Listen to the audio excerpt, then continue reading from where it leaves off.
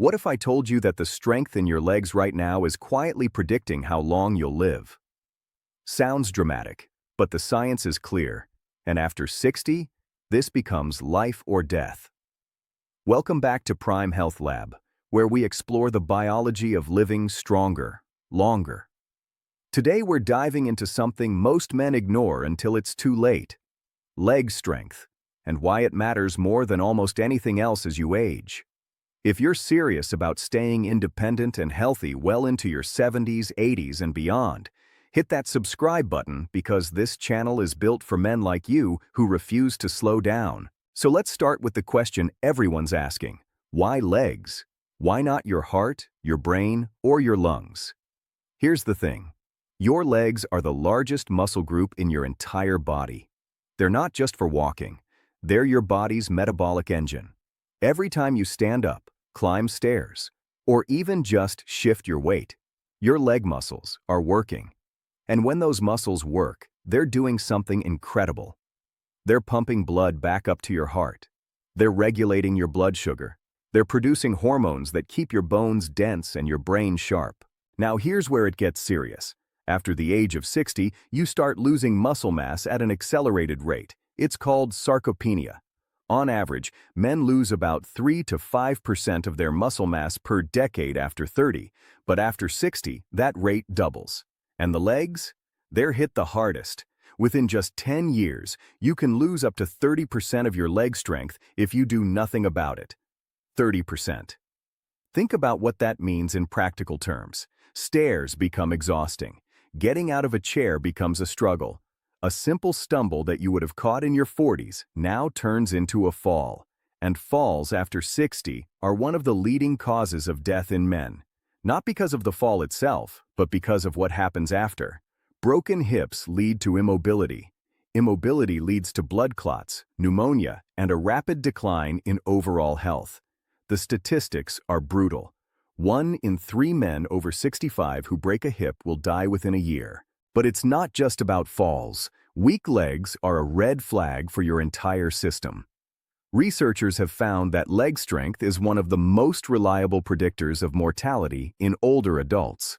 A study published in the British Medical Journal followed over 5,000 men for more than a decade and found that those with the weakest leg strength had more than double the risk of dying from any cause compared to those with the strongest legs.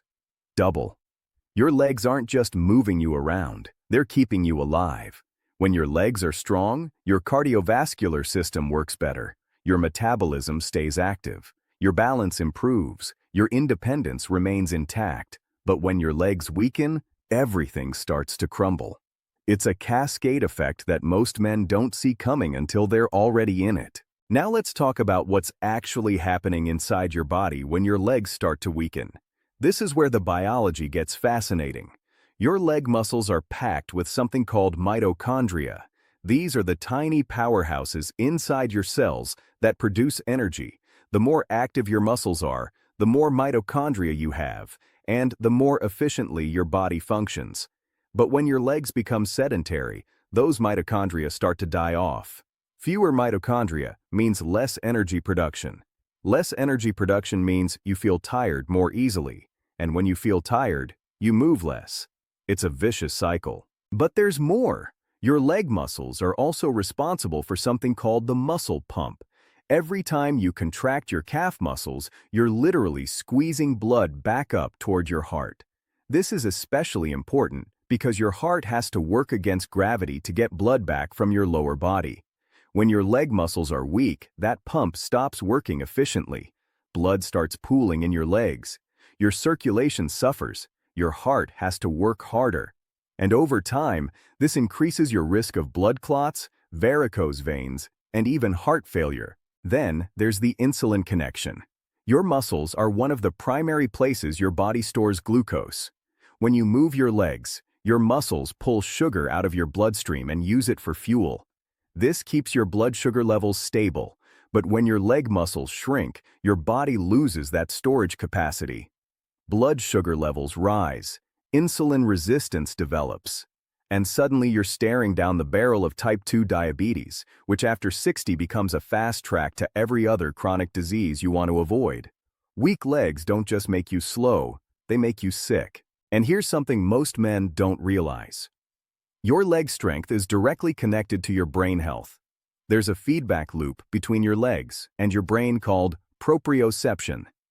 Every time you move, sensors in your muscles and joints send signals to your brain about where your body is in space. This constant communication keeps your nervous system sharp. But when you stop moving, those signals fade. Your brain literally starts to lose its connection to your body. Studies have shown that men with weak legs have a higher risk of cognitive decline and dementia. Your legs aren't just holding you up, they're keeping your mind alive. Let me paint you a picture of what this actually looks like in everyday life. Meet Robert. He's 68, retired engineer. Spent 40 years behind a desk, always told himself he'd get active when he had more time. Retirement came, and instead of moving more, he moved less. No commute, no reason to rush. Most days, he'd walk from the bedroom to the kitchen, spend hours reading or watching television, then back to bed. His legs got weaker so gradually he didn't notice. Until one Saturday morning when he bent down to pick up the newspaper from his driveway. His knee buckled, he fell, fractured his hip. 3 months later, he was still using a walker. His whole life had changed because his legs couldn't support a simple movement anymore. Now compare that to Michael, 64, also retired. But Michael made a different choice. Every morning, he walks for 45 minutes. 3 times a week, he does bodyweight exercises in his living room. Squats holding onto the kitchen counter, lunges down the hallway. Nothing fancy, but consistent. Last year, his grandson asked him to go hiking. They spent 6 hours on mountain trails. Michael kept up the entire time. At 64, he's stronger and more capable than most men 20 years younger. The difference between Robert and Michael isn't genetics. It isn't luck. It's a daily decision to keep their legs strong. Here's what most men don't understand until it's too late. Weakness doesn't announce itself. It creeps in. You start avoiding stairs because elevators are more convenient. You stop playing with your grandkids because getting up and down off the floor feels like too much effort. You skip the weekend hike because you're not sure you can handle it. Each small avoidance makes the next one easier to justify. And before you know it, you've built a life around your limitations instead of your capabilities. Your world gets smaller. Your confidence shrinks. Your body adapts to your new normal, which means it gets even weaker. This is the trap that catches millions of men after 60. But there's something else happening beneath the surface that nobody talks about. When your legs weaken, your entire identity starts to shift. You go from being the guy who could do anything to the guy who needs help. You become dependent. And for most men, that psychological shift is devastating. Independence isn't just physical. It's emotional. It's tied to your sense of self-worth, your dignity, your role in your family and community. When you can't walk to the mailbox without getting winded, when you need someone to help you out of a chair, when you have to ask for assistance with tasks you've done effortlessly your entire life, something inside you breaks. The science is clear that leg strength predicts mortality, but what the studies don't capture is how much leg strength predicts quality of life. Not just how long you live, but how fully you live. And here's the relationship impact. Your wife, your partner, they're watching this decline too. When you can't keep up on a walk, when you need help carrying groceries, when travel becomes difficult because you can't handle the walking required, it affects them. Not because they love you less, but because your limitation becomes their limitation. The adventures stop. The spontaneity disappears. Life becomes about managing your decline instead of enjoying your freedom. I've talked to countless women who say the hardest part of watching their husband age isn't the gray hair or the wrinkles. It's watching him give up, watching him choose the easy path, watching him become a shadow of the man they knew. Strong legs aren't just about you. They're about everyone who loves you and wants to keep living life with you. So what do you do about it? The good news is that your legs respond incredibly well to effort, even after 60. You don't need a gym membership or fancy equipment. You just need to understand the principles. The first thing you need to focus on is resistance. Your muscles grow stronger when they're challenged. Body weight exercises like squats, lunges, and step-ups are some of the most effective movements you can do. Start where you are. If a full squat feels impossible, hold on to a chair and do partial squats. If lunges are too much, just practice stepping up onto a low step. The key is progressive overload. Every week, try to do a little more. One more rep, one more set, a slightly deeper squat. Your body will adapt. The second principle is consistency. You can't build leg strength by working out once a week. Your muscles need regular stimulation. Aim for at least 3 days a week where you're doing some form of leg work. It doesn't have to be long.